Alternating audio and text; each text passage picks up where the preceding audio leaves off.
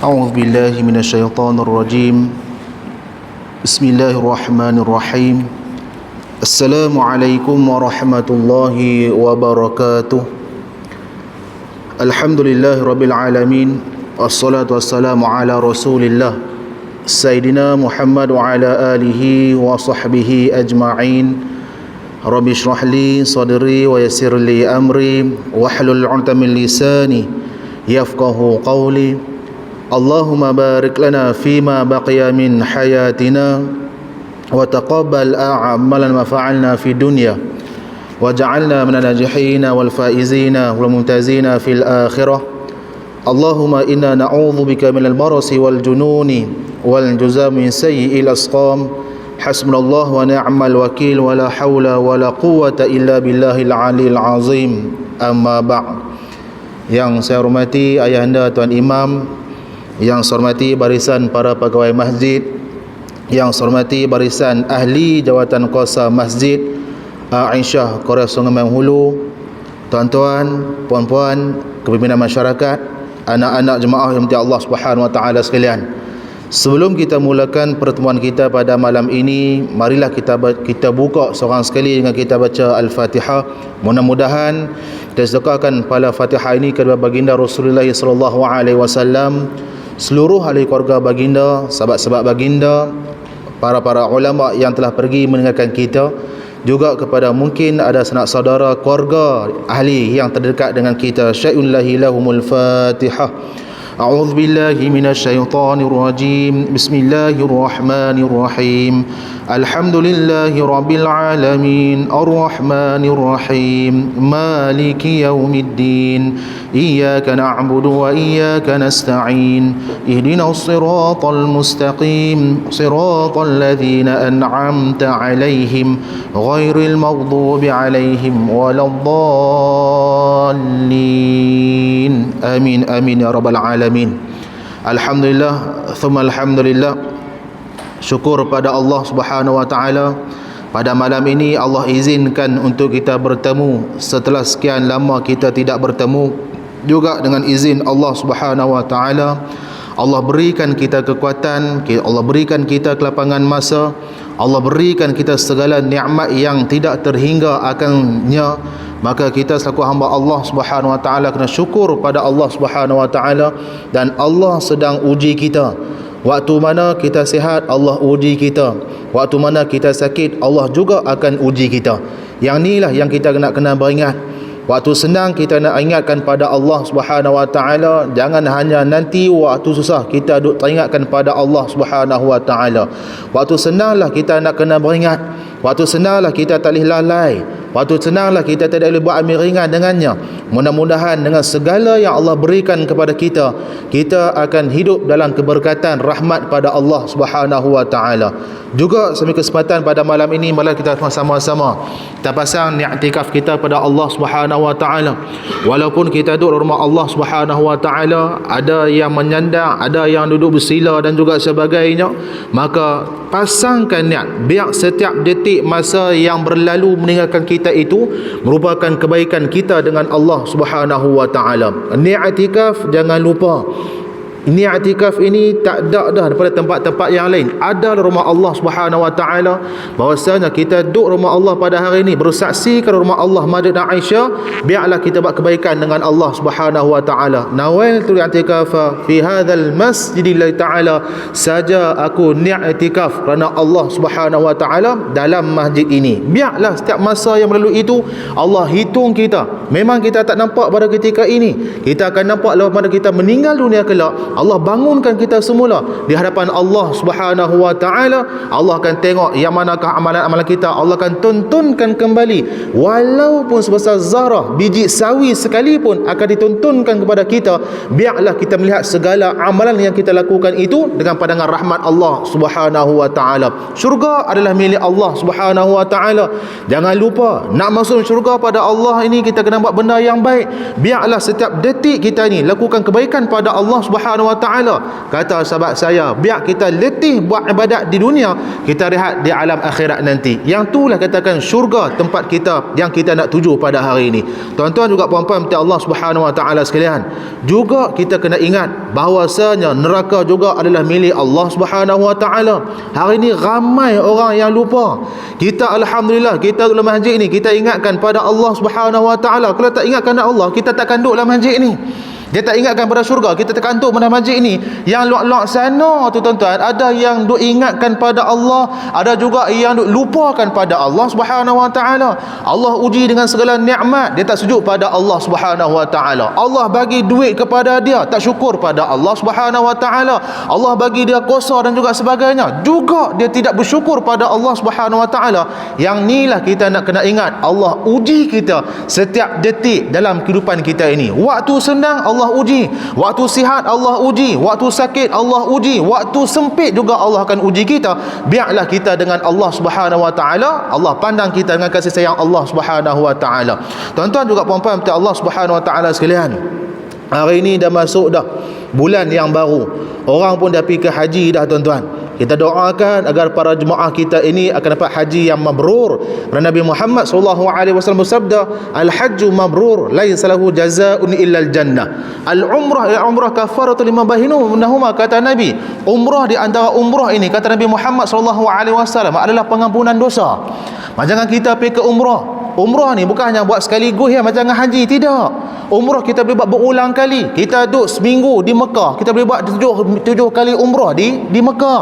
Tak macam haji. Haji ada tempoh-tempoh yang tertentu, dia tak akan ulang balik dah.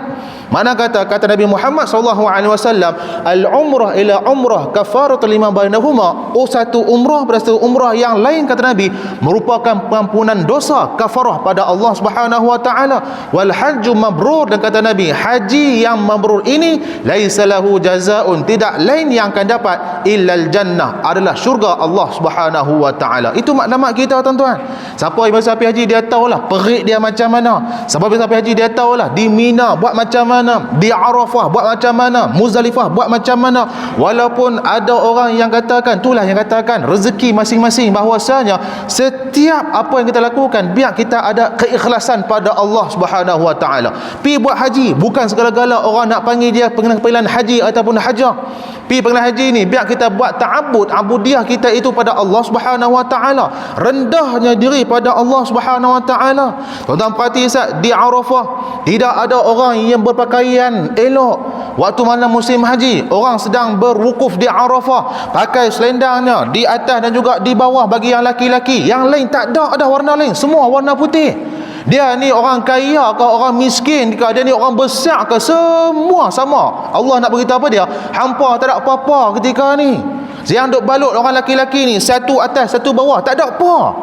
Tuan-tuan, warnanya adalah kala putih tuan-tuan. Yang inilah Allah nak kata pada kita, walaupun kita sehebat tarmana sekalipun dengan Allah, kalau kita buat perkara yang baik, kita akan dapat syurga dengan Allah Subhanahu Wa Taala. Tuan-tuan juga puan-puan Allah Subhanahu Wa Taala sekalian, nak masuk tajuk kita ni tuan-tuan, ada sikit lagi nak beritahu. Bahawasanya lepas tu kita nak pergi haji ni tuan-tuan, ada orang juga telefon pada pejabat agama dah, mula dah. Sebab apa dia? Kita raya awal tu ni kelang kabut kita tuan-tuan.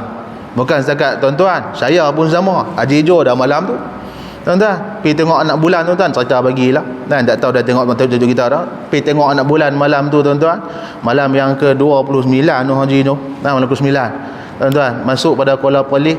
Nah, time tu tiket tak ada dah, adalah sahabat-sahabat yang lain buat mai masuk saya juga. Sebab tak ada dah orang nak lapor tuan-tuan. Dan tuan pegawai agama tu dia kena bertugas kat datang mufti Zat, maka saya lah pelapor di Langkawi. Nak apa betul pada tuan-tuan, di Langkawi tak nampak anak bulan. Yang depa duk kata Langkawi nampak, Langkawi tak nampak. Siapa yang beritahu? Saya, Timbalan Tok Gadi. Sebab saya yang perhati dan saya yang melaporkan kepada semua samahah Datuk Paduka Mufti. Saya kata anak bulan tidak kelihatan. Saya ulang 2 kali tuan-tuan. Nah, tak kelihatan ke? Tidak kelihatan Datuk. Saya kata lagu tu tuan-tuan. Nah, tiba-tiba habis tengok anak bulan tu pukul 8 lebih sambil duduk makan nasi Arab kat atas tu tuan-tuan. Dan depa main nasi Arab malam makan bila makan-makan pergi semua tu, isteri telefon. Kata abang balik bila? Nah, nak cerita kaluk ni. Abang balik bila? Saya kata esok lah. Esok pukul 12, feri pukul 12, Kuala Pelih, Pemik Sat, pukul 1 dekat sana. Dah, esok raya. Dah, anak bulan tak nampak kat Langkawi ni, raya apa dia? Duk tengkak pula dah tuan-tuan. Kan, abang esok raya, dia kata. Dak, esok tak raya. Esok raya, dak tak raya. Orang tahu lah orang tengok nak bulan. Oh, tu kata orang lelaki-lelaki tu perangai lah tuan-tuan. Kan, kata lebih tara tu, tak percaya sudah, cakap dengan abah. Dan saya kata, abah, betul ke esok raya? Esok raya ni, abah pun terkejut ni. Dia pun sama-sama tuan-tuan. Dan kata nak buat macam mana, kata sahabat kata, ni esok semua raya, pakat tinggal nasi Arab. Tuan-tuan, kami nak balik, tak apalah. Ada juga sahabat keluar tuan-tuan pada malam itu, pada pukul 9.30 malam, sampai rumah Haji Jo pukul 1 malam tu. Dan dia rezeki juga. Tuan-tuan terkejut, kami pun terkejut tuan-tuan. Nah, baik, ada orang telefon pula jabat agama, kata raya korban tahun ni jatuh apa hari bulan. Saya tak mahu nak abang saya siap tuan-tuan, terkejut nanti.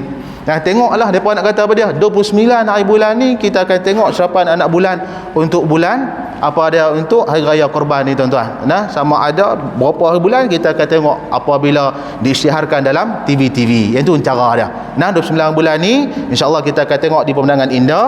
Kita akan tengok, kalau kita nampak mungkin kita ada tentu satu tarikh Allah itu yang ditetapkan oleh ulil amri, maka kita ikutlah sahaja. Yang nampak anak bulan ni yang saya Allah adalah di Labuan. Tuan-tuan, Labuan memang akan nampak bentuk ra yang kecil itu tuan-tuan. Nah, yang tu yang berlaku di Malaysia pada ketika ini. Tuan-tuan juga puan-puan Allah Subhanahu Wa Taala sekalian, hari itu kita berhenti apabila kita telah membaca tentang sirah ringkas peribadi Imam Nawawi rahimahullahu taala. Nak masuk ada yang pertama ni tuan-tuan. Berapa lama dah kita jumpa tuan, tak masuk-masuk lagi tuan-tuan ni. Mana kata pada dia ni, kita nak perhati sat bahawasanya aku nak ambil ilmu dah ni, biar aku kenal dia. Kita tahu dah, kita mengaji dah, Imam Nawawi ini dia adalah Muhyiddin Abu Zakaria Yahya bin Sharif An-Nawawi, itu nama dia. Abu Muhyiddin Yahya bin Sharif, itu kita tahu dah tuan-tuan. Dilahirkan pada tahun 631 Hijrah, meninggal pada tahun 676, umur dia 45 tahun, tidak pernah berkahwin. Hanyalah kehidupannya adalah ilmu. Kita tahu dilahirkan di pergunungan Nawa, habis pada pergunungan Nawa tersebut pada umur 19 tahun dia melanjutkan, dia keluar pada pergunungan Nawa tersebut, dia pergi ke kota Damsyik untuk dia mencari ilmu bidang agama ni. Duduk dalam satu markaz, duduk dalam satu tempat pengajian, dia hanya mengaji berilmu sahaja. Ada yang kitab ni kata bahawasanya guru dia banyak, dan kita tahu bahawasanya karangan Imam Nawawi ni adalah cukup banyak. Saya kan tak sempat nak tidur. Pasal apa? Takut bila time dia tidur itu ada ilmu yang dia terlepas pandang. Hamai tara tu tuan-tuan. Beza dengan kita. Ya, kita dah sentuh dah dulu ni.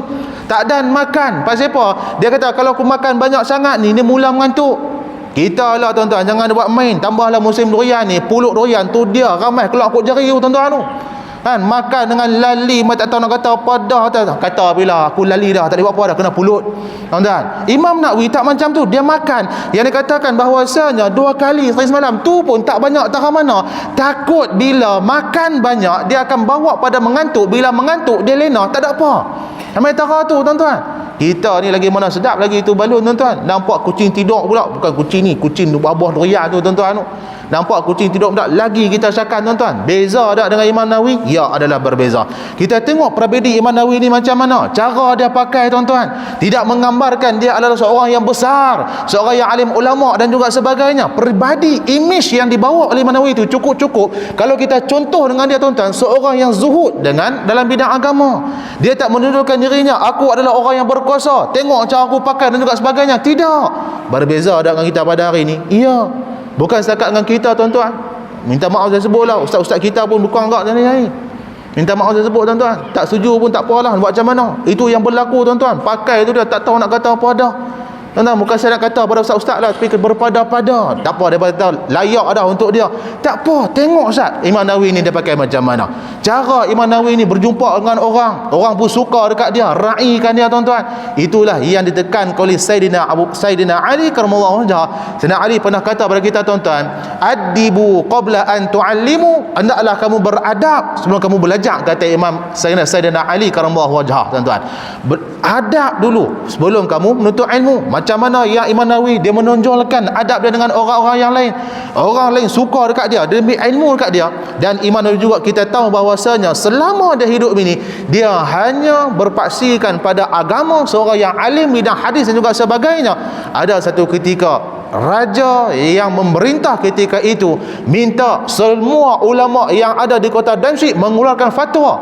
Sebab apa? Seorang raja nak menggunakan harta rakyat dia untuk berperang. ulama-ulama yang lain mengharuskan mengambil harta tersebut, tapi Imam Nawawi dia tidak mengeluarkan fatwa dia. Kita mengaji dah tuan-tuan, bahwasanya Pak Sepa tak keluar fatwa ni Pak Sepa, sampai raja itu murka, dipanggil Imam Nawawi, Pak Sepa ni, Pak Sepa hang tak mau keluar, aku nak ambil harta rakyat untuk berperang, awak salah ke?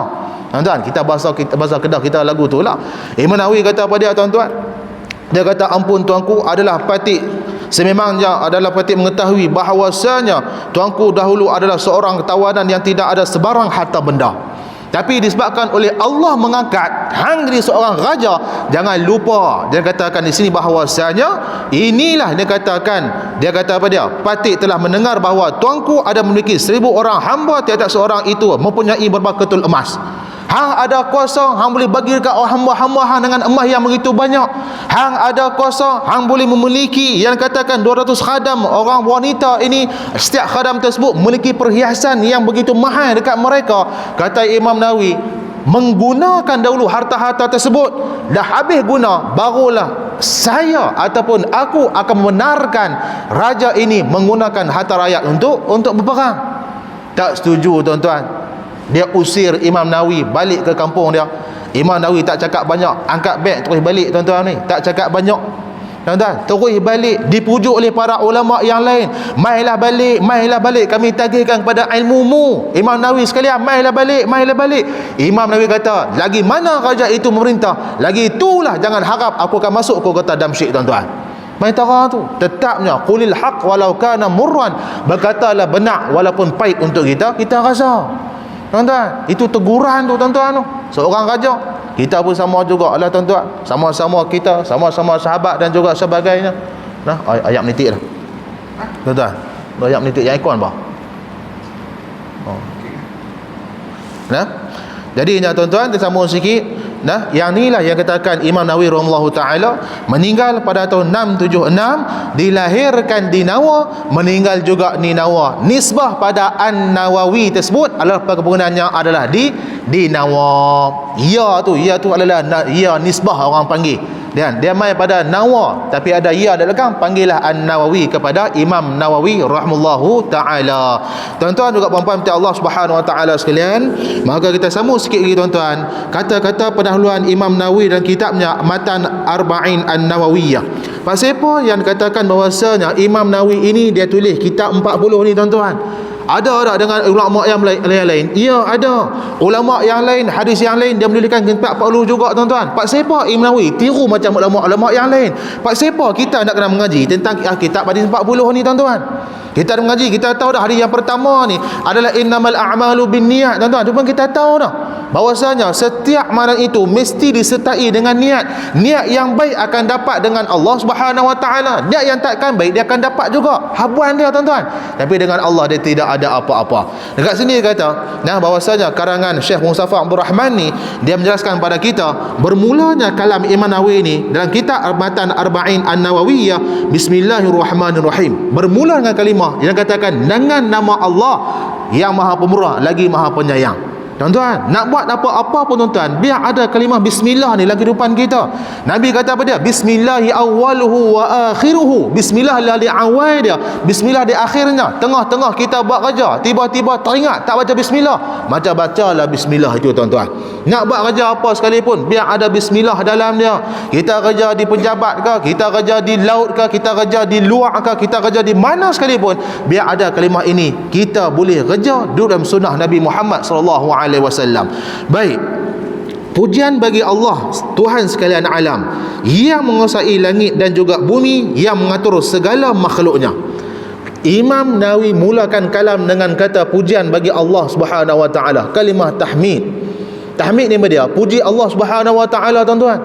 Kita tahu dah Tuhan kita adalah Allah Subhanahu wa taala. Suratul Fatihah mulanya dengan kalimah alhamdulillahi rabbil alamin. Segala pujian adalah Allah, milik sekalian alam ini. Kita kata dalam Fatihah kita tu tuan-tuan tu.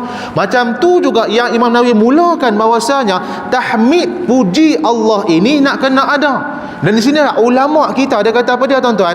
Kalau kita nak berdoa pada Allah Subhanahu wa taala, Berdoa pada Allah ni dia ada adab dia, bukan terus minta pada Allah, ya Allah aku nak ni, ya Allah berikan pada aku. Tidak. Apa yang ulama kita kata, kalau kita nak berdoa pada Allah Subhanahu wa taala, kita tahu ada adab dia. Kita tahu ada tempat-tempat dia. Di antara adab-adab yang ulama ajarkan pada kita, mulakan doa kita itu dengan tahmid pada Allah Subhanahu wa taala. Tahmid, puji pada Allah. Kita kata apa dia? Alhamdulillahirabbil alamin. Kita kata. Semua orang boleh kata. Mulakan dengan kalimah tersebut. Dan tak boleh doa bahasa Arab, doa bahasa Melayu. Segala puji bagimu ya Allah. Allah faham tuan-tuan. Allah Maha mengetahui. Allah yang menciptakan kita. Takkan Allah tak tahu, tuan-tuan? Dialah yang mengutuskan rasul-rasul. Semoga mereka dirahmati dan juga disejahterakan. Kepada seluruh orang mukallaf yang menunjukkan dan menyatakan segala syariat agama dengan dalil-dalil yang jelas dan juga keterangan-keterangan yang nyata. Yang inilah Imam Nawawi dia puji bahawasanya tugas Nabi dan juga tugas Rasul. Allah mengutuskan para Rasul, Allah mengutuskan para Nabi-Nabi ini untuk menunjukkan segala syariat agama. Macam mana kita nak beribadat, macam mana kita sembahyang. Kata Nabi Muhammad SAW, "Sallu kama ra'aitumuni usalli." Sembahyang macam mana hangpa tengok aku sembahyang. Itulah katakan tugas Nabi Muhammad SAW, tuan-tuan. Bawa syariat pada kita, agama yang macam mana yang Allah terapkan pada Nabi Muhammad SAW, macam itulah juga yang kita amalkan pada hari ini, tuan-tuan. Agama Islam ini bersifat fleksibel dan juga global. Dia tidak akan punah makan dengan zaman dan juga sebagainya. Ada orang dakwa agama ni kuno, tuan-tuan. Tak boleh lagu tu. Agama jaga kita, tuan-tuan. Agama jaga laki-laki adalah agama Islam. Agama jaga laki-laki adalah perempuan adalah agama Islam. Agama yang jaga kanak-kanak agama Islam. Agama yang jaga baby tak keluar lagi pada rahim mak dia adalah agama Islam, tuan-tuan.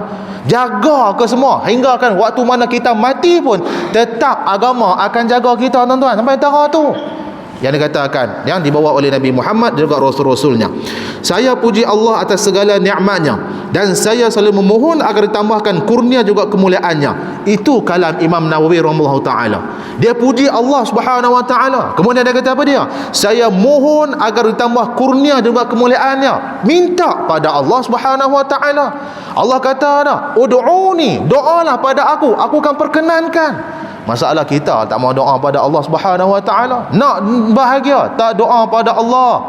Nak seronok tak doa pada Allah. Nak yang benda-benda yang baik tak doa pada Allah. Tak boleh macam tu, tuan-tuan. Kita kena anggap bahawasanya kita tidak ada apa-apa, yang berkuasa adalah Allah Subhanahu wa taala. Saya selalu, tuan-tuan, waktu orang nak menikah, tuan-tuan. Orang nak menikah, cerita lah takkan menikah nak cerita abad lain dalam pejabat agama. Macam tu lah, tuan-tuan. Orang nak menikah, tuan-tuan, mesti nak bahagia. Bila nak bahagia, jangan lupa berdoa pada Allah Subhanahu wa taala. Dalam khutbah nikah dia kata apa dia? An-Nisa ayat yang pertama, wattaqullaha allazi tasaaluna bihi wal arham. Yang mana kamu selalu minta pada Allah Subhanahu wa taala. Minta pada Allah, tuan-tuan, dengan cara kita bertakwa pada Allah Subhanahu wa taala. Minta pada Allah waktu kita nak bahagia, minta pada Allah waktu kita nak seronok, minta pada Allah. Minta. Macam itulah Imam Nawawi kata, saya selalu memohon agar ditambahkan kurnia juga kemuliaan. Kata Imam Nawawi rahimahullah taala, saya mengakui bahawasanya tidak ada Tuhan melainkan Allah, tuan-tuan. Qul huwallahu ahad, tuan-tuan. Kalimah apa dia? La ilaha illallah. Sebut bagi elok, tuan-tuan. Ni mai pula dah pening kepala, tuan-tuan. Mai video pula dah, tuan-tuan. Duk zikir macam-macam, tuan-tuan. Tu dah kata tu. Sebab tu Nabi kata jangan duk hulu sangat, jangan duk melampau sangat dalam agama tu. Dia lah tu, tuan-tuan. Buat benda-benda pelik-pelik, tuan-tuan. Makan balik atas diri orang Islam ni, tuan-tuan. Tu cara tu. Nabi kata biar bersederhana, tuan-tuan. Nak loi pun tak boleh, nak keras sangat pun tak boleh. Biar kita duk tengah-tengah, tuan-tuan. Yang duk pening masyarakat kita. Hak nun kata lagu ni, hak ni kata lagu ni, hak depa ni. Habis, tuan-tuan. La ilaha illallah. Imam Nawawi kata, saya mengakui bahawasanya tidak ada Tuhan melainkan Allah. Kita tahu dah. Dalam sembahyang kita pun kita kata dah. Lagi apa dia? Dalam azan pun kata dah benda yang sama. Yang mulia lagi pengampun, yang mengakui junjungan kita Muhammad SAW adalah hamba dan juga rasulnya. Nabi Muhammad adalah hamba Allah, rasul Allah Subhanahu wa taala, tuan-tuan. Kita kata apa dia? Asyhadu an la ilaha illallah wa asyhadu anna Muhammadar Rasulullah. Tuan-tuan, yang kita ada syahadah pada Allah Subhanahu wa taala tu, kita mengaku bahawasanya Tuhan kita tak lain tak bukan adalah Allah Subhanahu wa taala. Yang ni juga kita nak kena ingat bahawasanya kita alhamdulillah baik mai ke masjid, kita akui Tuhan kita adalah Allah. Angkat takbir Allahu akbar. Tuan-tuan, di sini kita akan tengok hari yang pertama macam mana kita nak menghadirkan rasa khusyuk kita dalam sembahyang, tuan-tuan. Ibn Nawawi ada terang dalam tu. Nah, bahawasanya kita akan takbir kalimah yang sama, Allahu akbar. Kita angkat takbir tu, tuan-tuan, hanya sahaja pada Allah Subhanahu wa taala. Yang ni juga kita nak kena ingat bahawasanya Nabi Muhammad juga ada pesuruh Allah Subhanahu wa taala, tuan-tuan, yang dicintai dan juga teman makhluk yang utama. Siapa dia? Nabi Muhammad sallallahu alaihi wasallam, tuan-tuan. Nah, kita tahu dalam peristiwa apa dia ni, satu hadis yang begitu panjang, yang macam mana yang Nabi, hadis syafaat, kalau tuan-tuan dulu masa yang kita jumpa tu, yang Nabi sujud satu sudut yang lama, tuan-tuan, sehingga kan Allah kata, ya Muhammad irfa' ra'saka ya Muhammad, wahai Muhammad angkat kepalamu wahai Muhammad. Nak minta apa? Minta. Nabi sujud pada Allah Subhanahu wa taala, membuktikan bahawasanya Nabi adalah hamba Allah, tuan-tuan. Nabi, dan Nabi Maitara tu makhluk yang utama yang dimuliakan dengan Al-Quran yang gagah. Nabi diturunkan padanya adalah Al-Quran. Kita tahu bahawasanya Nabi adalah penghulu ataupun ketua bagi sekalian manusia. Bukti dia pada, tuan-tuan, hadis Nabi Muhammad sallallahu alaihi wasallam, ana sayyidun nasi yaumal qiyamah, aku adalah ketua bagi sekalian manusia, kata Nabi Muhammad sallallahu alaihi wasallam. Tuan-tuan, ada hadis yang lain Nabi kata apa dia? Aku orang yang terakhir, kita akan bangun orang yang pertama. Amatara tu. Hadis yang lain, tuan-tuan, peristiwa yang lain, Isra juga Mi'raj, apabila Nabi sampai di Masjid Al-Aqsa di Palestin, apa yang Nabi buat? Lepas mana Nabi masuk dalam Masjid Al-Aqsa, Nabi semayang 2 rakaat. Lepas Nabi semayang 2 rakaat, tiba-tiba Nabi bangun, nampak ada berjemaah yang begitu banyak belakang Nabi Muhammad sallallahu alaihi wasallam menantikan seorang imam. Jibril pegang tangan Nabi, pergi letak dia dekat dengan tempat imam tu, tuan-tuan, sampai antara tu. Tu nak apa lagi, tuan-tuan? Ha? Nabi adalah ketua bagi segala-galanya. Al-Quran adalah ketua bagi segala kitab. Taurat, Zabur, Injil, pelengkapnya adalah Al-Quran. Siapa yang jaga Al-Quran? Allah Subhanahu wa taala.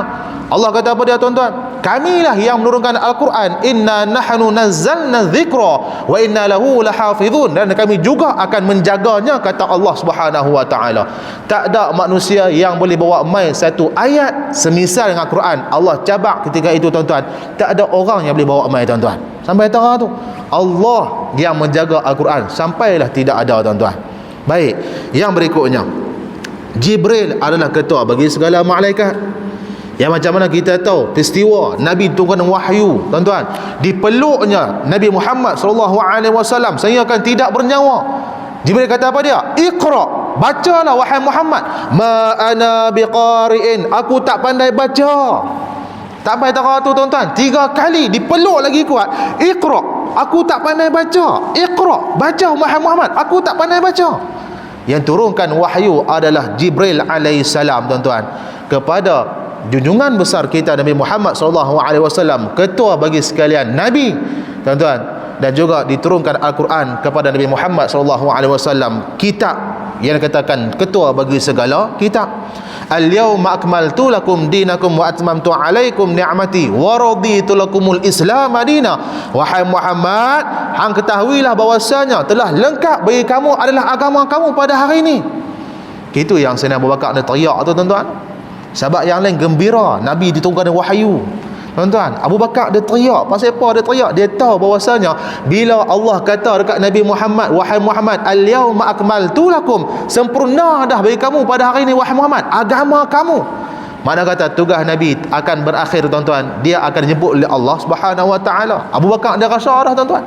3 tu, waktu tu time haji, tuan-tuan. Nah, balik ke Madinah, apa yang berlaku? Itulah dikatakan bahwasanya sahabat yang paling dekat dengan Nabi Muhammad sallallahu alaihi wasallam. Al-Quran hudal linnas wa maidatin minal huda wal furqan. Satu kitab yang boleh membezakan di antara yang mana betul, yang mana tidak betul. Kita nak berkahwin adalah Al-Quran.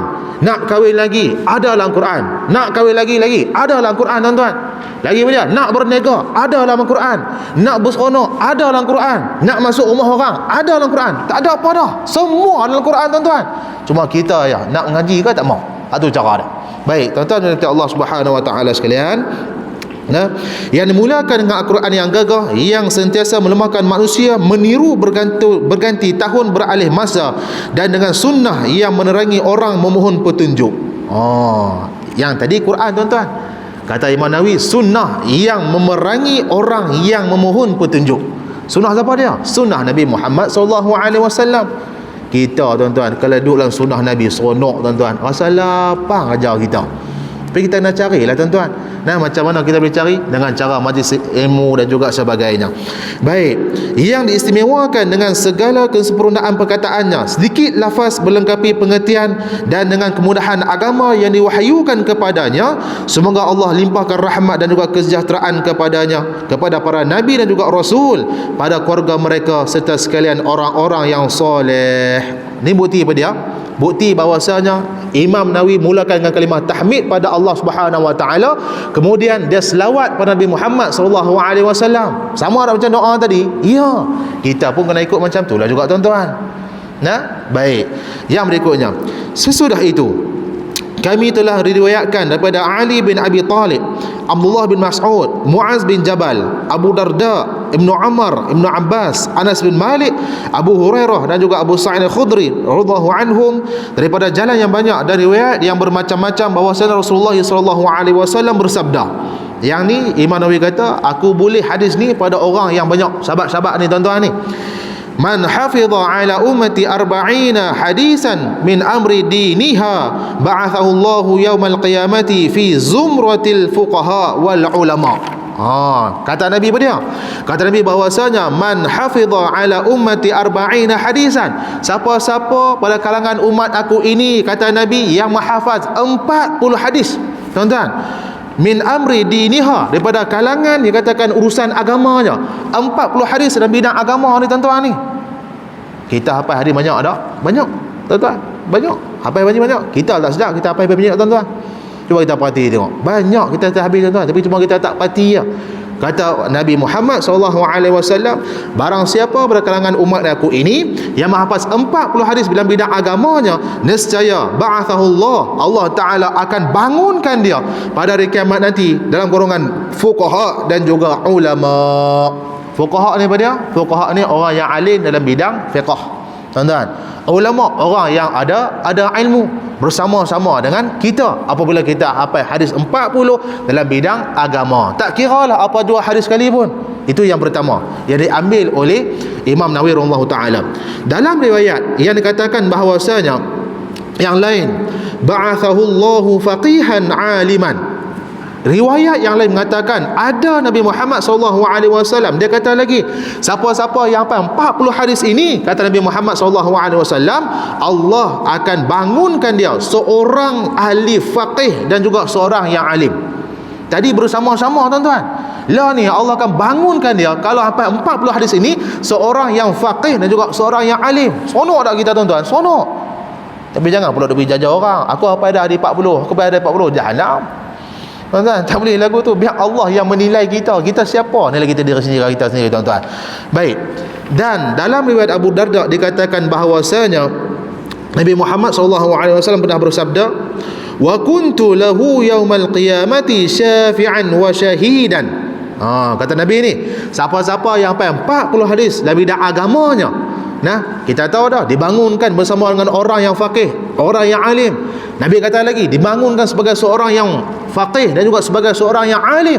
Yang ketiganya, dan aku pada hari kiamat nanti akan menjadi penolong syafi'an. Tuan-tuan, syafaat tu, aku akan penolong bagi dia, dan juga syahidan, menyaksi atas apa yang dia telah lakukan. Allah, Nabi janji dah kat atas kita, tuan-tuan. Tunggu apa lagi, tuan-tuan? Tak tu kita hafal dah ada banyak, ada banyak kita hafal, tuan-tuan. Cuma kita tak tahu yang matan tu lagu mana. Rupanya inilah hadis kita, tuan-tuan. Baik, kita mengaji. Dalam riwayat Ibnu Mas'ud dikatakan bahawasanya qila lahu udkhul min ayyi abwabil jannati syi'ta. Ini seronok ni, tuan-tuan. Bila kita hafal hadis 40 ni, tak kira lah apa jua bidang hadis, bidang agama, maka katanya bahwasanya masuklah udkhul min ayyi abwabil jannati syi'ta, ke dalam syurga Allah ikut pintu mana suka yang bah. Nak masuk ikut pintu ni ikut suka, pintu tu ikut suka, pintu sebelah ni ikut suka. Tuan-tuan, pilihan atas kita ke semua, disebabkan kita hafal hadis 40 ini. Baik, dalam riwayat Ibnu Ammar dikatakan bahwasanya kutiba fi zumratil ulama wa usyira fi zumratil syuhada. Nah, apa maksudnya? Dituliskan dalam golongan ulama dan dikumpulkan ke dalam lingkungan para syuhada, orang-orang yang mati syahid. Tuan-tuan, orang mati syahid ini tuan-tuan, dia direct ya tuan-tuan. Metara tu kita tahu bahawasanya dulu waktu mana di peperangan Uhud, apa yang berlaku tuan-tuan? Ramai dah sahabat yang mati syahid, ramai. Ketika mana waktu pertempuran itu berlaku tuan-tuan, nak nampak dah tentera muslimin menang. Bukan kata kesilapan, keratan yang berlaku, ralat tuan-tuan. Mereka kata tentera Islam menang dah, turun ambil harta. Lah kali apa yang berlaku, twist dia tuan-tuan. Mereka naik balik, pok-pok Allah. Tu semangat tu, nak jiju tu, nak kena slow balik cara ni. Kasut berhenti je bah. Menayang dulu. Yang mana katakan bahawasanya bila mereka naik balik dah hadis dalam Jabal Rumah, jabal untuk memanah tu tuan-tuan, bukit pemanah tu, apa yang berlaku? Ramainya para sahabat yang gugur ketika itu. Ada termasuklah dengan Sayyidina Hamzah, dikatakan asadullah, singa bagi Allah Subhanahu wa taala. Nak kafankan para orang syahid tuan-tuan, tutup kepala nampak kaki, elok tarik kaki nampak kepala tuan-tuan, sampai tara tu tuan-tuan ni. Apa yang berlaku? Balku belanja yang besar, jasad-jasad sahabat timbul kembali bagaikan tidak ada yang benda yang terjelas tuan-tuan. Yang tu dikatakan orang yang syahid. Baik, para ulama ni Imam Nawawi dia jelaskan balik yang hadis tadi ni, yang kata siapa hafal 40 ni bangun dalam golongan orang yang alim, orang yang faqih, sebagai seorang yang alim, sebagai seorang yang faqih, sebagai yang dikatakan masuklah ke dalam pintu syurga juga sebagainya. Para ulama yang menghafaz hadis sepakat mengatakan bahwasanya hadis-hadis tadi sebagaimana yang disebutkan dhaif belaka. Dhaif rupanya, data dhaif nak amal ke tak? Jawapannya, hadis yang dhaif ini boleh beramal tak? Ya, boleh. Min fadail a'mal, untuk kita tambah amal kita. Imam Nawawi dia sebut dah di awal tadi ni tuan-tuan ni. Dulu, tuan-tuan, dia kata apa dia? Hadis yang dhaif ini boleh diamalkan. Tuan-tuan, jangan kita tinggal terus. Ni sebagai satu galakan bagi kita ni untuk kita menghafaz 40 hadis ni. Sebab itulah Imam Nawawi kata para ulama yang menghafaz hadis sepakat mengatakan hadis-hadis tadi adalah dhaif belaka. Sekalipun dari riwayat yang banyak ulama yang telah mengarang kitab-kitab yang mengandungi 40 buah hadis yang jumlahlah tidak dapat dihitung. Walaupun hadis-hadis tadi adalah dhaif, tetapi Imam Nawawi kata banyak para ulama ni dia tulis 40 hadis juga tuan-tuan. Mana kata ramai sungguh, tidak ada orang yang menyangka menafikan apa yang dikatakan itu. Maka dhaif kita bila mampu amal tak? Jawapannya adalah boleh. Maka orang yang pertama yang saya kenal yang telah pun mengarang kitab 40 hadis tuan-tuan seperti ini ialah Abdullah bin Mubarak. Kemudian diikuti oleh Muhammad bin As-Salam At-Tusi, sebuah kampung dalam pengampuan Bukhara. Beliau adalah seorang ahli ilmu dan juga pendidik. Yang pertama adalah Abdullah bin Mubarak yang tulis kitab 40 hadis. Yang keduanya adalah Muhammad bin Aslam At-Tusi. Tuan-tuan, yang Imam Nawawi ni sebelum dia karang kitab di 40 ni, dia kata ada ulama yang lain dia buat benda yang sama. Sebab tu aku nak buat. Tuan-tuan, baik, beliau adalah seorang ahli ilmu dan juga pendidik. Setelah itu muncul pula Hasan bin Sufyan An-Nasai, sebuah negeri di Khurasan. Kemudian Abu Bakar bin Al-Jarri, Abu Bakar Muhammad bin Ibrahim Al-Asfahani, Daruqutni, Abu Na'im bin Abdul Rahman As-Salmi, Abu Sa'id Al-Manili, Abu Osman As-Sabuni, Abdullah bin Muhammad Al-Ansari, Abu Bakar Al-Baihaqi dan banyak lagi yang telah mengambil barang dan juga bahagian untuk mengarang kitab tersebut, baik pada golongan ulama mutaqaddimin yang terdahulu maupun daripada golongan muatakhirin yang terkemudiannya. Mana kata Imam Nawawi dia tidak buat perkara yang baru dalam bidang agama. Tu cara dia tuan-tuan. Ulama-ulama yang lain dia buat dah. Maka Imam Nawawi kata, aku pun buat benda yang sama. Dan dia sambung lagi sikit tuan-tuan. Dan saya, kata Imam Nawawi, telah memohon pada Allah Subhanahu wa taala supaya dapat mengumpulkan sebanyak 40 hadis untuk mengikuti jejak mereka imam-imam ini yang berilmu pengetahuan lagi menghafaz tentang hukum-hukum Islam. Dia minta pada Allah tuan-tuan. Bukti lagi tuan-tuan. Nah, di awal tadi ni mukadimah dia kata apa dia? Saya selalu memohon agar ditambahkan kurnia juga kemuliaan. Minta juga pada Allah. Waktu nak karang ni juga dia kata apa dia? Minta juga pada Allah, tuan-tuan. Biarlah dia rasa dia nak buat benda lagu ni, biar Allah redha dengan perbuatan dia tu. Macam itulah juga dengan kita tuan-tuan. Ulama yang besar, insan yang faqih, insan yang menghafaz banyak hadis Nabi Muhammad SAW, dia buat benda macam tu, kita juga boleh tiru cara Imam Nawawi rahimahullah taala. Sesungguhnya para ulama telah sepakat mengatakan bahawasanya hadis-hadis dhaif itu boleh diamalkan dalam urusan fadail a'mal. Tuan-tuan, ada kata tadi hadis yang dhaif boleh diamalkan. Jangan sampai jatuh hadis yang maudhu'. Ada maudhu' ni hadis yang direka-reka. Reka-reka banyak tak direka-reka ni. Nah, banyak sungguh. Banyaklah hadis yang makzub, hadis yang berdusta atas nama Nabi Muhammad SAW. Nak buat apa jua benda sekalipun tuan-tuan, zamanlah kita kena minta dalil tu. Tuan-tuan, kena minta dalil. Dia kata tak boleh minta dalil. Aiblah begitu guru tu. Jangan minta depan-depan. Mai minta aku belakang ni. Habis semayang main tu, ustaz kata tu guru ni saya nak hadir dalil. Ada dalil tak dalil? Contoh. Tuan-tuan, lah ni macam tu dah kita kena ambil duli tuan-tuan. Dalil ataupun bukti bahawasanya dia ni mai ikut mana. Kita tak mau nak terima bulat-bulat lagu tu ya tuan-tuan. Macam kita lah seorang menuntut ilmu ni tuan-tuan. Itu cara dia utrubul ilm tuan-tuan, talibul ilm. Kita mencari ilmu tuan-tuan. Mencari ilmu ni kita tengok kesesihan tu macam mana, dia ni mai ikut mana. Aku tak bisa dengar orang amalan ni betul ke tak betul ni. Kita cari. Dan cari, tengok ulama kata apa dalam tu. Walaupun kita tak pandai bahasa Arab tuan-tuan, macam-macam dah ni kita boleh pergi minta. Nafas ahlu ala zikri in kuntum ta'lamun. Tanyalah pada orang yang mengetahui. Kalau kamu tidak mengetahuinya. Cara orang kata lagu ni, kita tanya ustaz, tengok kata tok guru ni kata macam mana, kata ustaz ni kata macam mana. Itu adalah cara, bukannya mengkondem, tapi untuk kita nak rasa selamat, rasa senang untuk kita nak buat satu ibadat pada Allah Subhanahu wa taala. Baik. Tadi ni dia kata apa dia? Urusan hadis dhaif ini boleh diamalkan. Namun demikian, saya sendiri tidak berpegang pada hadis itu, tetapi kepada sabdaan pada hadis-hadis sahih, iaitu liyuballighu syahidu minkum ghaib. Imam Nawawi kata, aku tak pegang hadis dia tadi ni, bukan sebab aku nak bangunkan macam tu, tetapi Imam Nawawi kata sebabnya adalah aku tulis 40 hadis ini. Ada kata Nabi bahawasanya hendaklah orang-orang yang hadir daripada kamu menyampaikan kepada orang-orang yang tidak hadir. Makna kata dia tahu benda tu, dia tahu ada hadis yang ni, maka dia karang hadis yang 40. Walaupun hadis 40 tuan-tuan, yang Imam Nawawi kata bukannya 40 dalam 43 hadis dalam dia tuan-tuan. Itu dia antaranya.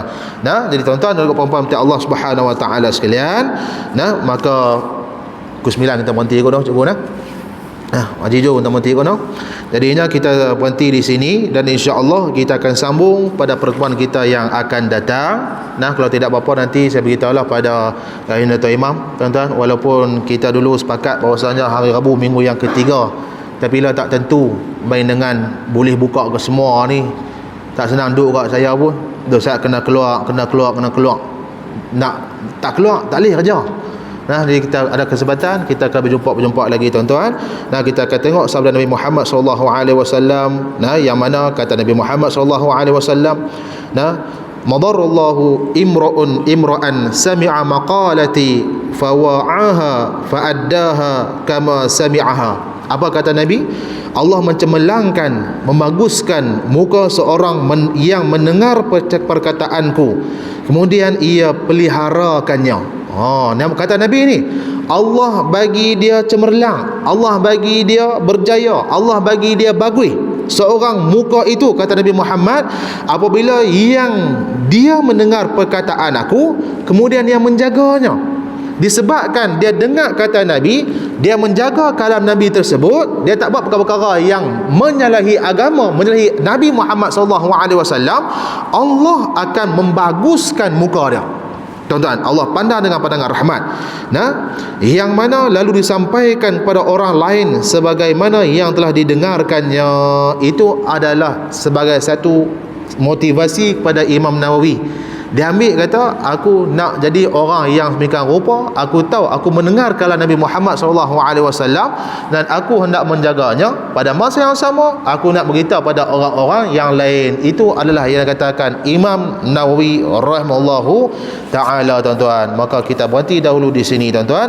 Mudah-mudahan kita berjumpa lagi pada pertemuan kita yang akan datang, insya-Allah. Dikala Allah rezekikan kita, Allah kurniakan kita masa yang baik, kesihatan yang baik, kekuatan untuk kita hadir bersama-sama, tuan-tuan.